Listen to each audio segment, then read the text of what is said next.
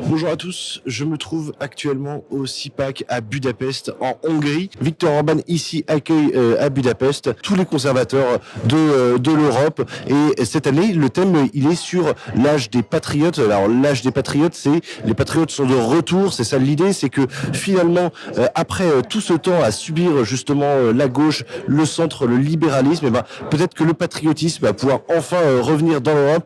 Donc je vous tiendrai au courant de tout ça pour Ligne Droite dans ce reportage sur ces 2 jours à Budapest. Nous devons apprendre à faire cela, c'est-à-dire que nous devons apprendre à oublier nos divergences et fédérer nos énergies sur de grands projets communs qui nous enthousiasment et qui nous donnent envie de gagner. Le Dieu d'Israël, la République de Rome et la démocratie d'Athènes. C'est la civilisation occidentale. D'une certaine manière, c'est la lutte avant que nous arrivions au pouvoir, avant que l'âge des patriotes soit devenu commun et majoritaire partout. Let's make Europe great again. Together. Thank you so much.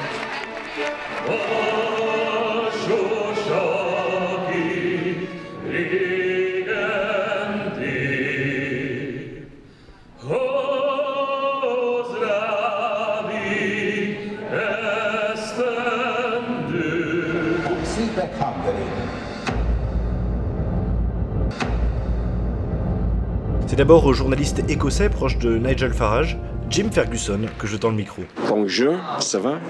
Je m'appelle Jim Ferguson, je suis écosse, je t'aime. Tout d'abord, c'est un nom fantastique qu'ils ont choisi pour ce CIPAC. J'adore ce nom, l'ère des patriotes. Ce que ça nous dit, c'est que tous, peu importe de quel pays nous venons, France, Écosse, Angleterre, nous sommes tous les mêmes. Nous avons beau parler différentes langues, nous vivons tous la même chose.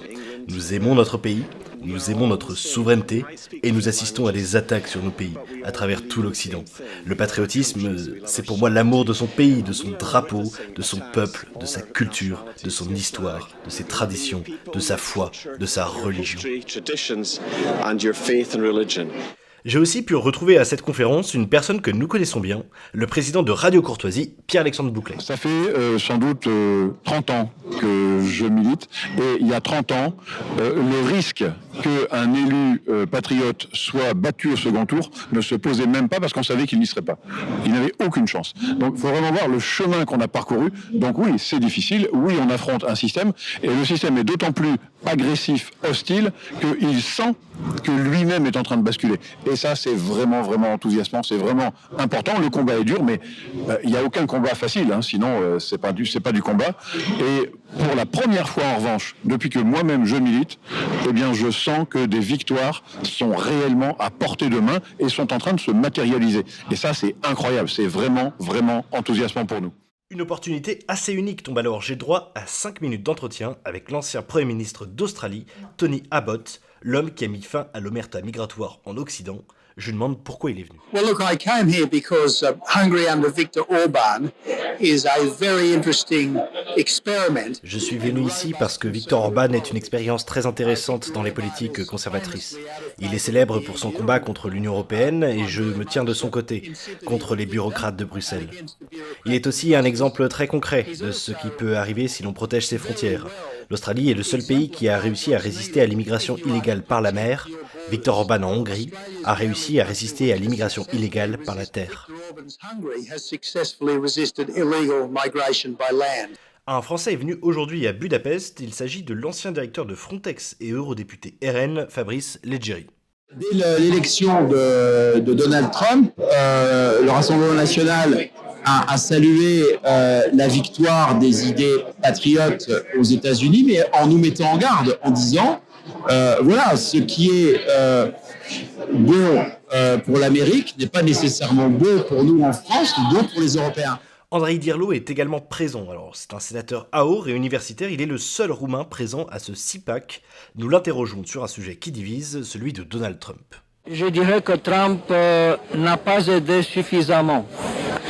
Nous aurions aimé que Trump nous aide de plus, qu'il fasse quelque chose en plus pour aider Giorgio Simeone, parce qu'une victoire des patriotes, des souverainistes, des conservateurs en Roumanie aurait été dans l'intérêt des États-Unis, de Trump aussi. President Trump. Tony Abbott. Trump a toujours été beaucoup plus populaire à l'intérieur de l'Amérique qu'à l'extérieur.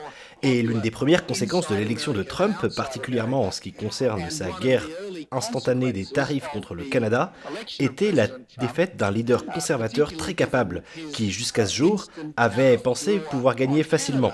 Donc l'impact du président Trump est contrasté. Je pense qu'il va être bon pour l'Amérique, mais globalement je ne suis pas sûr qu'il soit toujours aussi bon allié pour les conservateurs nationaux. Beaucoup de gens de l'Europe de l'Ouest n'ont pas l'air d'entendre la préoccupation que les Ukrainiens posent. Et le point que j'ai essayé de mettre en avant, c'est que si la Russie arrête de se battre, la guerre s'arrête. Si l'Ukraine arrête de se battre, l'Ukraine disparaît. Nous voulons tous la paix, mais nous voulons une paix honnête et juste. Et le fait de donner à Poutine la victoire qu'il attend, c'est mettre en danger tous les autres pays en Europe. Certains interlocuteurs ici me disaient que le combat, il est même au-delà de culturel, certains y voient un combat métaphysique. En tout cas, je crois que ça montre à quel point nous devons être déterminés, nous ne devons pas flancher et il faut vraiment être certain que nous sommes proches de gagner. C'est pour ça que le système met en place tout un tas d'obstacles pour nous mettre les bâtons dans les roues, avec l'instrumentalisation par Bruxelles de la notion d'état de droit, qui est instrumentalisée contre la démocratie et contre la volonté des peuples. D'une certaine manière, c'est la lutte avant que nous arrivions au pouvoir, avant que l'âge des patriotes soit devenu commun et majoritaire partout. La députée flamande, chef des jeunes du Vlaams Belang, Mersina Clausen, voit de son côté dans cette ère des patriotes un changement générationnel. Nous progressons et nous sommes en train de gagner. En Europe, la dernière fois, nous n'avons pas perdu. Nous, le Vlaams Belang, nous sommes le plus grand mouvement chez les jeunes. On peut voir dans toute l'Europe que les plus jeunes voient qu'il faut qu'il y ait un changement. Cette génération, en Flandre, nous l'appelons la génération réémigration. Cette génération va faire le changement. Vous pouvez le sentir. C'est pour ça que c'est l'âge des patriotes. Cette génération qui vient, elle va faire le changement. Je pense que c'est ça, je le sens. Le collectif Némésis est aussi représenté à ce CIPAC pour porter la voix des femmes de droite. Je pense que partout en Europe, la voix des femmes s'élève, évidemment due à l'immigration de masse qui tend à réduire leurs droits ainsi que leur sécurité. Nous, on fait de la métapolitique, c'est-à-dire qu'on travaille avec tous les partis qui veulent bien travailler avec nous aussi parce que c'est des partis qui ne veulent pas entendre parler de nous. Mais aujourd'hui, nous, notre objectif, c'est vraiment aussi de changer les lois au niveau européen. Parce que malheureusement, aujourd'hui, la souveraineté de nos pays, elle est assez limitée à cause de certaines lois européennes. Et donc, il faut travailler aussi à ce niveau-là et travailler au niveau européen en faisant changer les lois au-dessus de ce qu'on pourrait faire en France. Nous, on travaille avec toutes les échelles, on travaille aussi bien au local, avec nos actions, avec notre activisme, aussi avec certaines réactions qu'on essaie d'avoir des élus locaux, aussi bien à l'Assemblée nationale en France, mais aussi au Parlement européen. C'est aussi pour ça qu'on développe nos relations à l'international, comme on le fait aujourd'hui en Hongrie, demain en Italie et avant-hier en Angleterre. Nous avons aussi interrogé Beatrix von Storch, députée AfD au Bundestag, pour qui l'enjeu démocratique est majeur pour l'avenir de l'Occident. L'AfD est arrivée en deuxième position des élections législatives de février.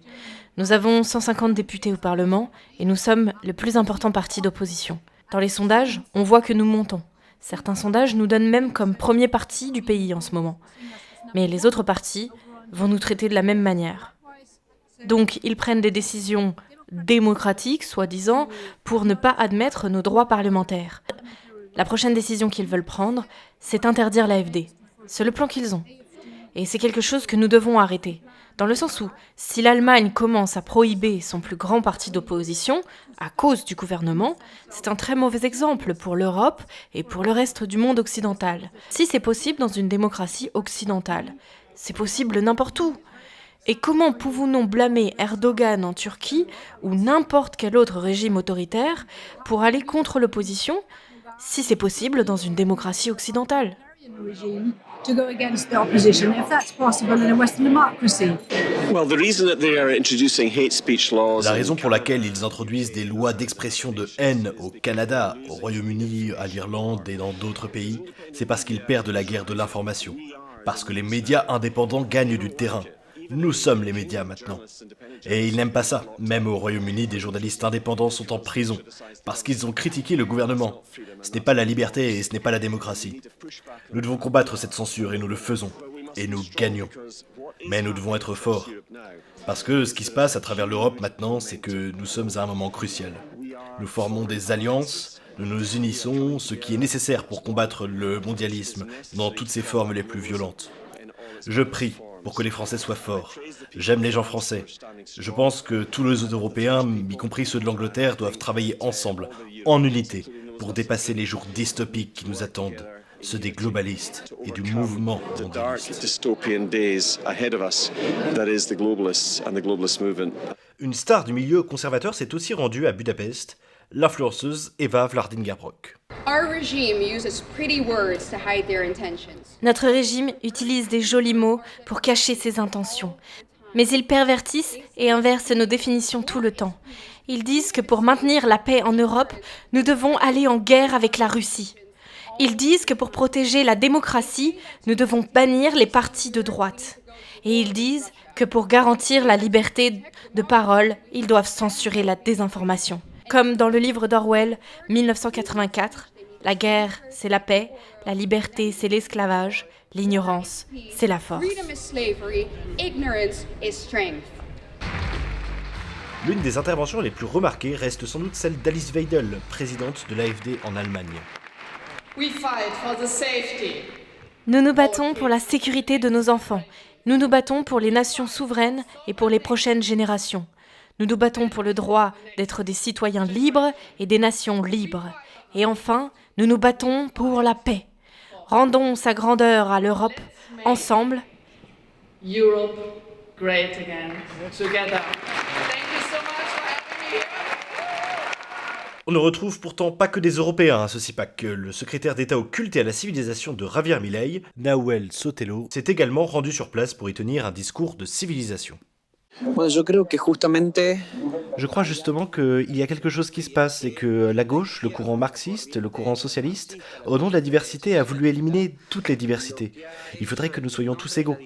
La guerre des patriotes, pour nous, c'est justement de défendre la souveraineté de chaque pays, de défendre la culture de chaque pays, de défendre la culture occidentale et de défendre nos valeurs, nos principes et l'amour de la patrie. La différence avec la gauche, c'est qu'elle lutte pour la haine de celui qui lui fait face. Les patriotes, ou la droite, lutte pour l'amour de ce qu'il y a derrière. La famille, la patrie, la nation, les enfants. C'est la défense de ce que nous aimons. Je pense que ce qui nous unit tous, c'est la défense de la civilisation occidentale. La civilisation occidentale est basée sur 3 principes, je l'ai dit hier à la conférence.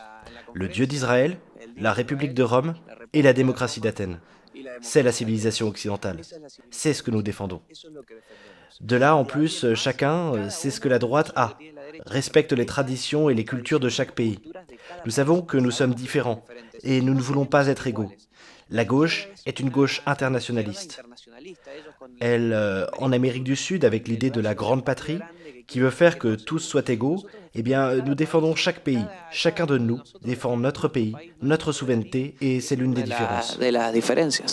Thibaut Gibelin, spécialiste de la Hongrie. Il n'y a que en avançant pas à pas, en mobilisant dans chaque pays des forces conservatrices ou d'intérêt national qui entendent faire passer l'intérêt majoritaire, l'intérêt de la majorité silencieuse avant les intérêts oligarchiques d'une minorité qui se fait son bénéfice du chaos. Ce n'est que de cette manière qu'on pourra changer la donne. Et quand la donne sera changée, ce ne sera pas une victoire définitive. Ça n'est jamais qu'une nouvelle étape dans un combat qui n'a pas de terme, puisqu'il n'y a pas de victoire définitive en politique, de même qu'il n'y a pas de défaite définitive. On voit beaucoup de convergence entre les pays d'Europe, mais il est important de rester unis, car l'unité, c'est la force. Je laisse à notre cher et adoré président de Radio Courtoisie, Pierre-Alexandre Bouclet, le soin de livrer la dernière analyse. Il faut en fait qu'on trouve des dénominateurs communs, exactement comme la gauche sait le faire. La gauche peut s'entretuer, s'écharper, se déchirer au quotidien, et puis d'un seul coup, sur la légalisation de l'euthanasie, sur l'inscription de l'avortement dans la Constitution, sur l'immigration de masse, eh ben, ils vont d'un seul coup fédérer leurs forces, oublier leur querelle pendant quelques mois, et ensuite ils recommenceront à s'entretuer. Eh bien nous devons apprendre à faire cela, c'est-à-dire que nous devons apprendre à oublier nos divergences qui sont d'ailleurs moins graves entre partis de droite qu'entre partis de gauche, et fédérer nos énergies sur de grands projets communs qui nous enthousiasment et qui nous donnent envie de gagner.